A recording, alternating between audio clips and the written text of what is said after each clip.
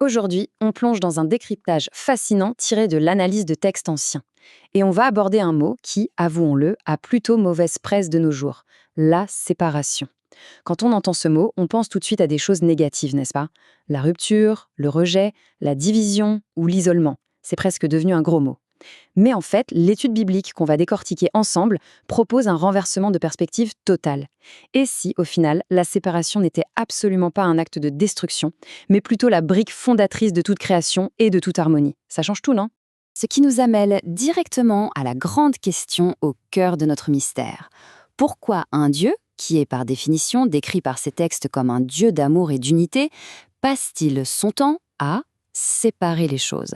Sérieusement, quand on lit les récits, on s'aperçoit que l'histoire est littéralement saturée de moments où le divin coupe, divise et met à part. Si la nature divine, c'est l'unité, pourquoi cette obsession pour les frontières? Eh bien, c'est exactement ce paradoxe apparent que l'on va résoudre. Première partie de notre exploration, l'ordre au milieu du chaos. Remontons au tout début, dans le livre de la Genèse.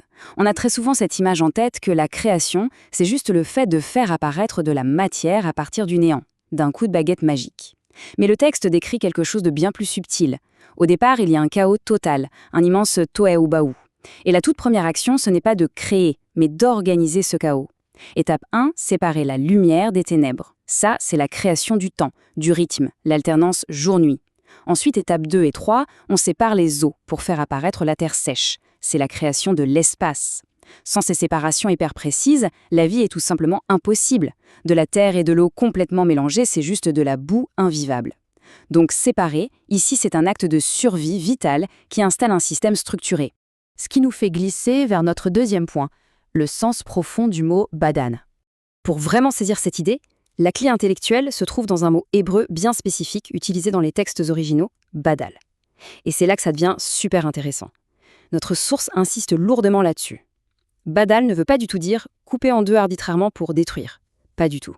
C'est plutôt l'idée de discerner et de distinguer dans un but très précis. On sépare pour attribuer une fonction claire, pour offrir une véritable identité ou pour assigner une place spécifique. En fait, c'est littéralement l'antidote au désordre. Et c'est vraiment fascinant quand on se penche sur la linguistique de l'hébreu ancien, car c'est une langue extrêmement visuelle. Si on décompose le mot badal lettre par lettre, la première, bet, représente une maison. L'idée spirituelle, c'est que la séparation crée un espace habitable. La deuxième, dalet, symbolise une porte. Ça crée un passage, une transition entre deux mondes. Et la troisième, lamed, c'est le bâton du berger, qui apporte cette notion de direction et de sens. Donc quand on assemble le tout, la séparation divine se révèle en fait comme la construction d'une maison avec une porte pour y circuler, guidée par une direction bienveillante. C'est magnifique de voir que la langue elle-même confirme tout ce concept. Passons à la troisième partie, comment ça se traduit dans l'histoire de l'Ancien Testament. Si ce principe est vrai, alors on doit le retrouver partout. Et c'est le cas. L'histoire biblique en donne des preuves tangibles. Prenons 3 exemples historiques frappants. D'abord, la célébrissime ouverture de la mer Rouge. Les eaux sont physiquement séparées. Pas juste pour faire un miracle impressionnant, mais pour offrir un passage littéral de l'esclavage vers le salut, vers une nouvelle vie. Ensuite, un détail beaucoup plus intime. Jacob, qui sépare les brebis tachetées de son troupeau. Ces brebis étaient souvent méprisées par les éleveurs, mais le divin s'en sert pour marquer une transition et bénir Jacob. Et enfin, à l'échelle d'un peuple entier, Israël est appelé à se séparer des pratiques occultes et des sacrifices païens des autres nations. L'idée, ce n'est pas de s'isoler par orgueil, mais de refléter un caractère saint, totalement unique. On retrouve aussi cette notion de façon extrêmement physique dans l'architecture même de l'époque, le tabernacle. La source souligne l'opposition très stricte entre le saint et le profane. Il y avait ce lourd voile qui marquait une frontière indiscutable entre le lieu saint et le lieu très saint. Ça rappelait en permanence que l'accès à la présence divine ne se fait pas de manière chaotique. Il faut une pureté, une préparation. C'est un espace ordonné par cette séparation fondamentale.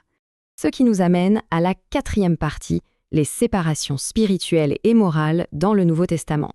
Avec le Nouveau Testament, on laisse un peu de côté les frontières physiques et les mers qui s'ouvrent en deux pour entrer dans la vie communautaire et intérieure. D'ailleurs, le mot grec utilisé pour définir l'Église, c'est « ecclésia », ce qui veut littéralement dire « ceux qui sont appelés hors d'eux », l'assemblée convoquée.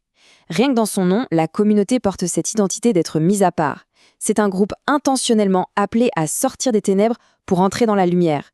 La frontière n'est plus géographique, elle devient purement existentielle. Et l'exemple ultime de cette discipline, c'est Jésus lui-même.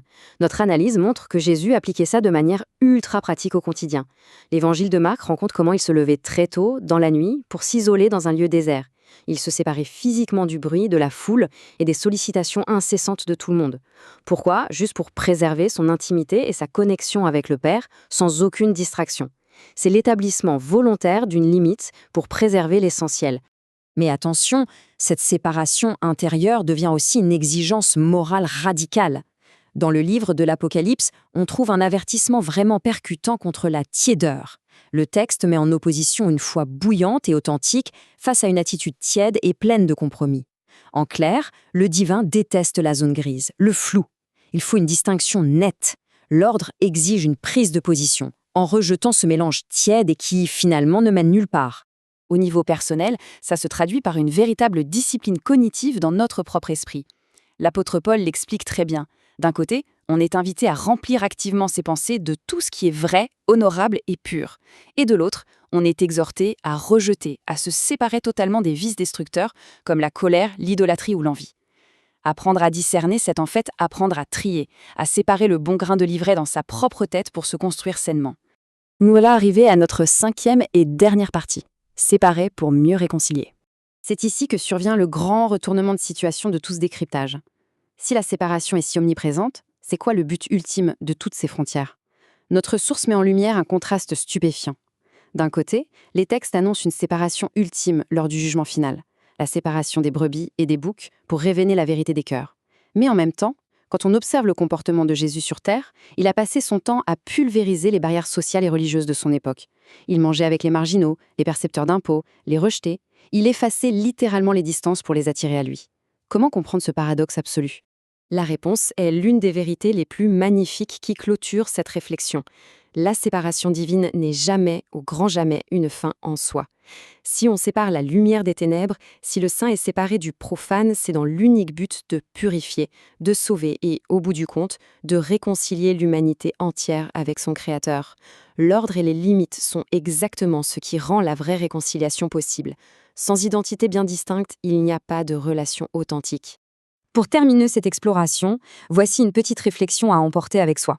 Si l'on comprend que la vraie séparation sert avant tout à créer un espace sain, à donner une direction et à permettre la réconciliation, comment est-ce que ça pourrait transformer la façon dont on définit nos propres limites au quotidien?